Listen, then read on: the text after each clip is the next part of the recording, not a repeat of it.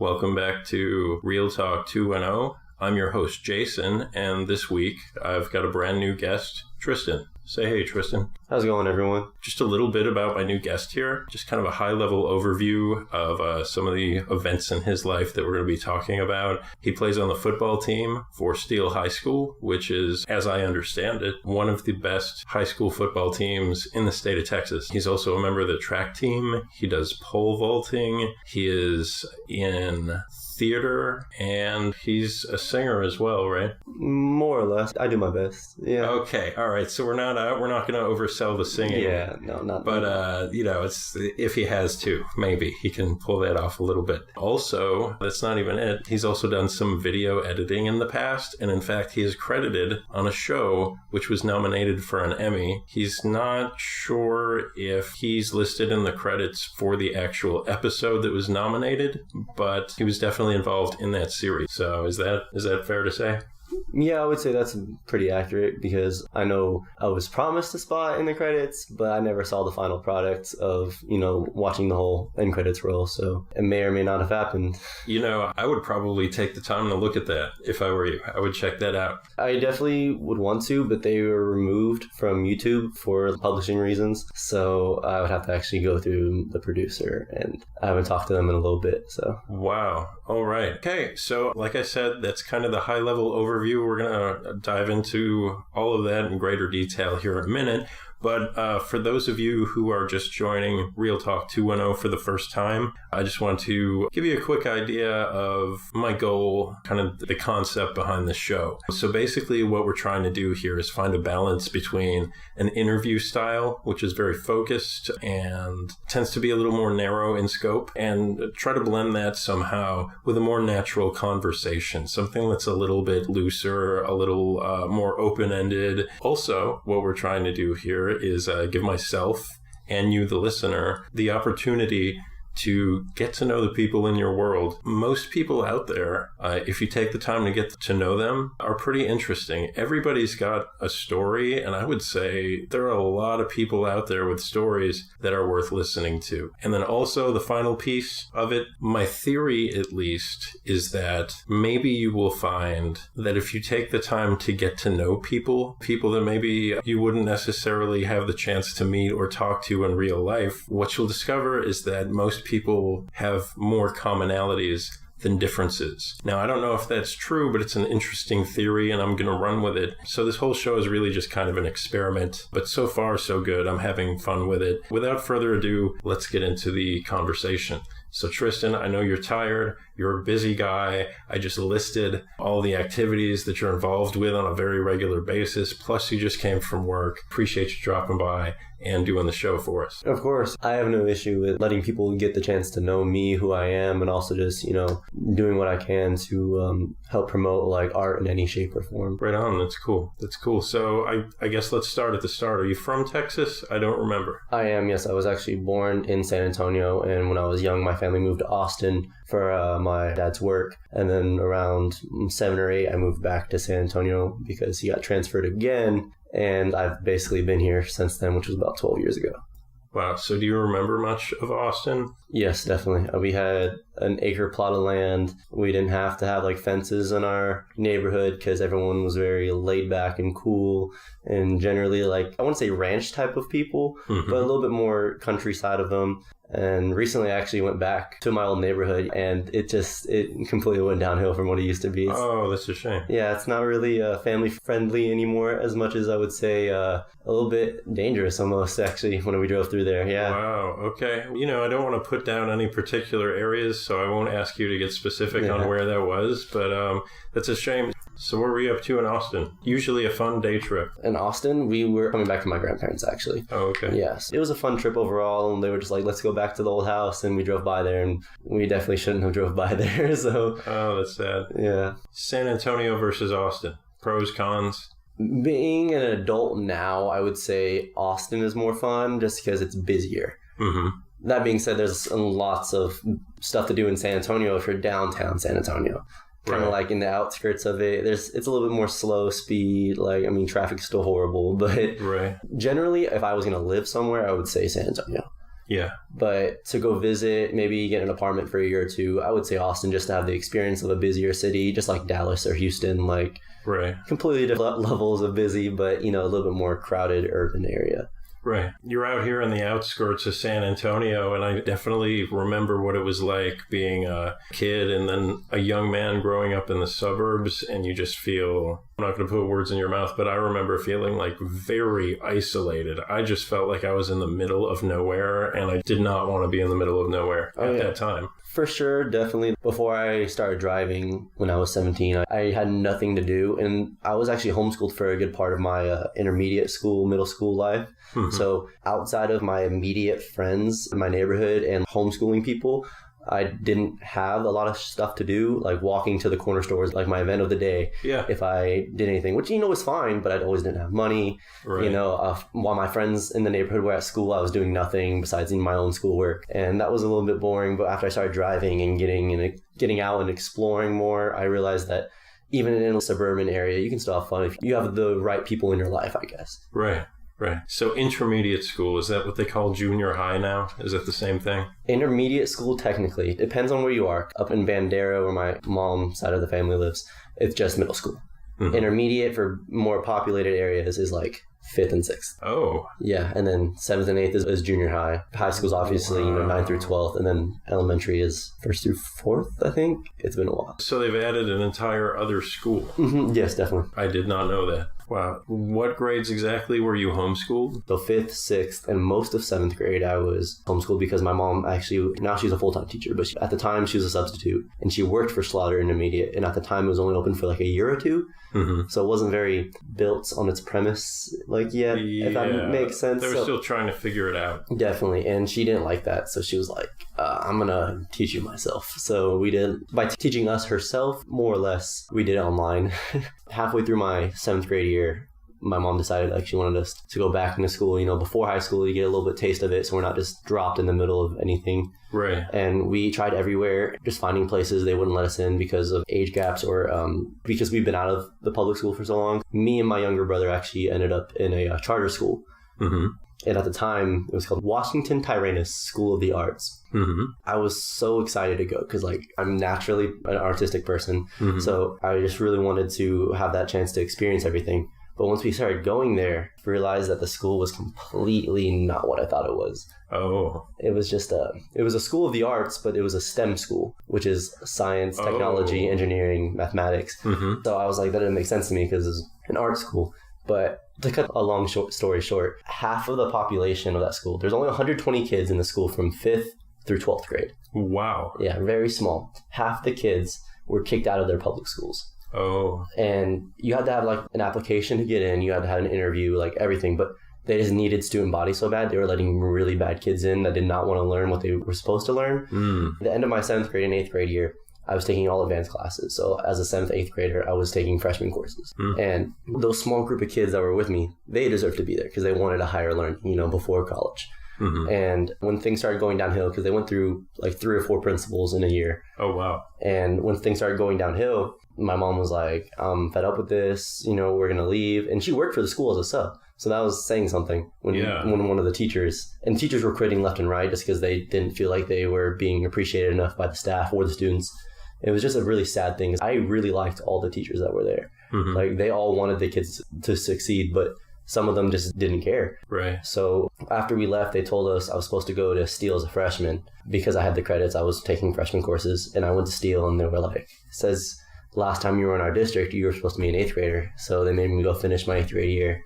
Whoa. Yeah. So I was technically supposed to graduate last year. When I transferred back to public school, they put me back to where they thought I should be. I see. I'm not upset that I was not graduating like with class of 2017 just because I had a lot of friends in it, but the people I know now, I'm more appreciative that I am with the class of 2018 right now. So that's basically where I sit with that. But to be clear, like if you had a more traditional school trajectory, you would be class of 2018 anyway, right? Technically, yeah. Okay. All right. So I want to delve into how you felt about homeschooling versus public schooling versus charter schooling a little bit more. But before I dive into that, I'm going to go ahead and take a break and save right now, and we'll pick it back up here in a second. All right, and we're back. So first transition from public school to homeschooling. What was that like? Did it feel lonely, or was it exciting as a kid to not have to go to school? Or you tell us. To begin with, it was exciting because I didn't have to wake up every morning. I didn't have to go sit in a class with people I didn't like. I never really had a lot of close friends in elementary just because my reading level was a lot higher and people didn't really think that I was cool necessarily. It's elementary, but it still had, those bad stigmas on you if you were a little bit smarter. It just transitioning from public school to being homeschooled, it was fun at first for the first year or so. And then it just got tedious because I would wake up, I would see my family, and then that's all I would do because I was too young to go do anything. I would always walk around the neighborhood with my friends that were in school, but they were in school from, 8 to 3 at least. So I only got to saw them in the afternoon.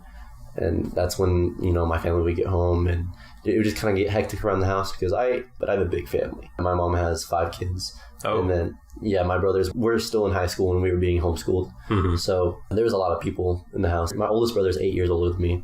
And then the second oldest brother is 7 years older than me. And then I'm my dad's oldest.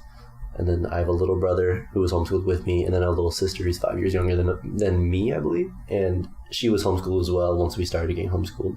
So there was a lot of people in the house at one time. And then, my older brothers were always getting in trouble for something.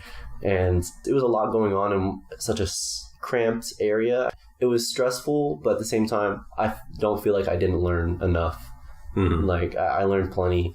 I socialized well. I know that's always a big thing, is that homeschool kids aren't socialized. No, I had family friends I hung out with. Mm-hmm. I was a normal kid. Right. But when I came transitioning back to public school or charter school, I would guess, it's the same as public school. The only difference was that we had to wear a uniform. Oh. Which, people still acted the same, and sometimes people did add a dress code, but more or less it's the same. And just transitioning back, it was such a relief to see new faces. Yeah. And just because I was so used to everyone I've been around for the past 3 years, I was just growing up, finding who you are as a person. It's good to take little bits and pieces of new people you meet. Yeah. But also, I personally believe my parents raised me right. So I already had my own personality. I wasn't super impressionable. My older brothers helped a lot with who I am as a person, but also because they're my older brothers, I would always try to not be like them, mm-hmm. not to be in their shadow. Right. Because my oldest brother was the book smart one, and my second oldest brother was the street smarts one, and I was just my dad's oldest, so I just had to watch out for my younger kids, basically, my younger siblings. Sometimes it felt you got started early. Yeah, it's crazy. Sometimes it felt like they were my children. So wow, you're a whole series. We haven't even gotten to the stuff that I mentioned in the overview. I just have so many questions. What did you do when you were homeschooled? And it sounds like your schedule was so different than all your friends that were being traditionally schooled. And so what did you do with yourself? At first, I did online schooling. So I would wake up at 8:45 and I would sit in almost a group chat of mm-hmm. students. And you could see your teacher on a webcam. Yeah. And she would sit there and she'd explain the concept for an hour. And if you had questions, you had 30 minutes. And everyone can ask questions. And at the end of it, she thought you were, good. You could you get to use the webcam to see your friends' faces. Mm-hmm. And it was fun because you got to socialize in a way. Yeah. And then every so often they had meetups in relatively close areas. Mm-hmm. And I thought that was really interesting. But after that, they had homework they give you, or your parents were supposed to print it out, and then you did it, and then you scanned it and sent it into your teacher, which was a lot of work. So eventually, my mom kind of got fed up with that, and she's like, well, we're just going to do, at the time it was called K-12, I'm pretty sure it got bought out by someone else now, but it was just a program you buy, and it has a syllabus, and it has everything you're supposed to learn. Mm-hmm. You start the program, and at the end of all your readings, you had a quiz. Depending on how you do, you have to redo the section, or you have to, you move on. There was faults in it. Sometimes you would answer a question, and even if you were right, it was said you were wrong. Oh, yeah. So what's your answer, for this math question? The answer is 18.2, and you put 18.2 and it says incorrect. Oh, so that's a serious problem. Yeah, so you could override it to say that you were right if mm-hmm. you had a password, and the person who sets up your password is your parents. Mm-hmm. And I know my mom's password for everything. Wow. So if it was something a little bit too difficult, I'm not going to lie, I kind of cheated the system. I would put in the password she uses for everything, and then I would say that I got it right because I know I should have got it right. Right. So that's how the schooling went. After that, I would play with my animals. I had a lot of animals growing up. I love birds, ironically, because like nobody in my family likes birds. But I had parakeets growing up, and I had a cardinal at one point, which I don't know if it's legal, but... Why would it be illegal to have a cardinal? It's a pretty common bird. As a pet, I'm pretty sure it's illegal in the state of Texas. Are they vicious or something? I think they were endangered at one point. Oh. What happened is that one of my dad's friends has a falcon. Wow. And like he was like a falconer. He did that stuff. He'd raise falcons, and once they were of age, they would release them. Mm-hmm. So he asked my dad if he could put mouse traps around our backyard. And one day, my dad asked me to come with him to check them to make sure if they see there's rats in there or something. And there was a cardinal in it. Oh. So we cut it open with wire cutters, and like we grabbed the cardinal and like we let it go, and it flew away. And it just kind of stayed in our backyard. And one day I had my parakeet's cage outside and it was open because I was cleaning it, and it just flew in there and it stayed on my back porch. Yeah. Ouch. And I thought that was really cool. So I closed the cage, and eventually I fed it like parakeet food, and then I looked up what they were supposed to eat, and I took care of it. But for a little while I was like, this isn't right. This is a wild animal. All my parakeets were like babies when I got them, Right. So I eventually just released it, and it just stayed in our backyard for a long time. Wow. And dogs, I love dogs. That's another thing. My dad hates cats. I don't know why. But my mom would always sneak home a cat or two every time she finds them. But yeah, animals, I would play with animals all the time. I did have friends, despite what most people think. Yeah. We would ride our skateboards down the neighborhood hill, go to the corner store, hang out and play video games, just like any other, younger kids would do in the street, call for cars. Yeah. But that's pretty much all I did for like a good 3 years or so. And it was great until I just got bored of not doing anything.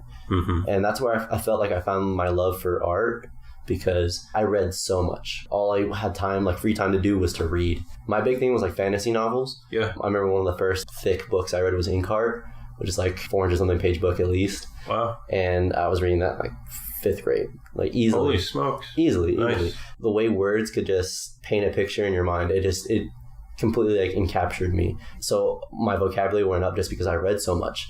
And that's where I realized like I want to do something artistically for the rest of my life. Even when I went back to high school, they have like this way of cramming your mind into what you think you should do or what you think you should be. Right. I always kind of just kept that drive in me, that even like my family, they don't want me to do anything like unrealistic. Right. But yeah, that's very common. But at the same time, my plan for college is, even if I don't make it doing what I want to do, I have a backup plan that I would be happy doing with the rest of my life. Right. So, I mean, it sounds like you have such almost an unreal variety of talents that you've got a lot to fall back on, I would say. Possibly. Athletically speaking, I don't have a lot to fall back on. Okay. Career-wise, anyways. All right. Everything I've done athletically, I feel like has just been to get me to college and help pay for it.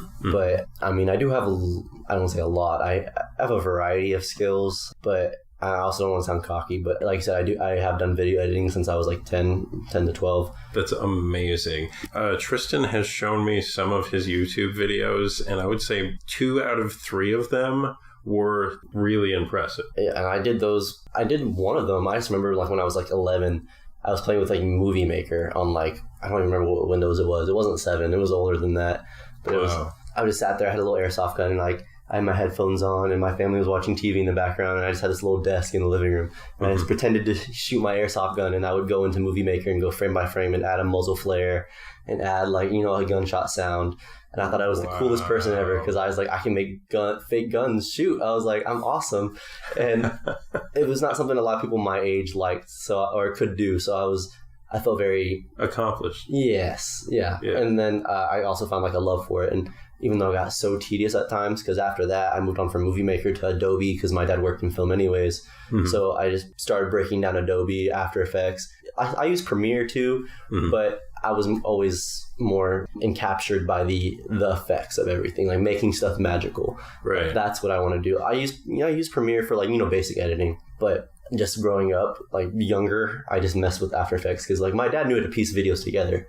which I thought was cool, but I thought was basic. I mean, like, right. Everybody has to do it, obviously, if you're editing a film, but I wanted to be the guy that specialized in magic. Right, yeah. So that's kind of what I want to go into career-wise. Yeah. All right. So before we leave your school years behind, there's a couple more questions that I think are pretty interesting that I want to ask you. And so one of them is, having had the variety of educational experiences that you have had, if or when you decide to have children, how would you choose to educate them? Public school, homeschool, a variety, some kind of a charter or magnet kind of a thing? I feel like it would largely depend on where I'm located. Mm-hmm. Yeah. That being said, I would like to think I would be well off enough to send them to private school. That being said, I grew up on a public school education for the most part. Mm-hmm. And I feel like I came out fine. And all my friends, are decently okay. Mm-hmm. So I would most likely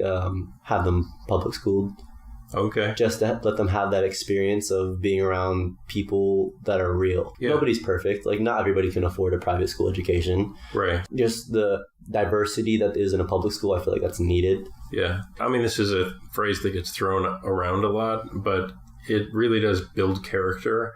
And also it prepares you for life, because chances are you're going to have to interact with a broad variety of people. And if you're secluding yourself in an environment that may limit your exposure, then once you step out into the world and become an adult, it seems like that would be a challenge. I'm not saying that's the case, but it just occurs to me that that could be an issue or a challenge. Yeah, so that was one question. The other question was about the charter school that you went to for 7th grade? 7th, 8th grade. 7th and 8th grade. The way that you described it, it sounded like, basically it sounds like the student body consisted of really advanced kids and remedial kids and like nobody in between. It sounds like at least there were advanced classes, so you were maybe where you needed to be, and your education wasn't necessarily held back by the need to teach to remedial students.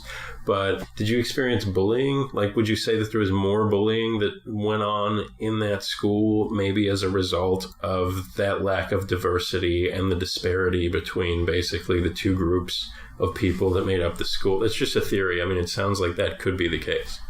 I don't know if it's so much because the lack of diversity as much as it was just the type of people they let into the school. Yeah. Because like you said, there was the higher end advanced classes that I was in for the most part, but I was still forced to take 1 or 2 base classes. Mm-hmm. And those were the ones, like, the school was so small, a grade is a class. So if I didn't like someone in my grade, I couldn't just change classes like I could do now in high school.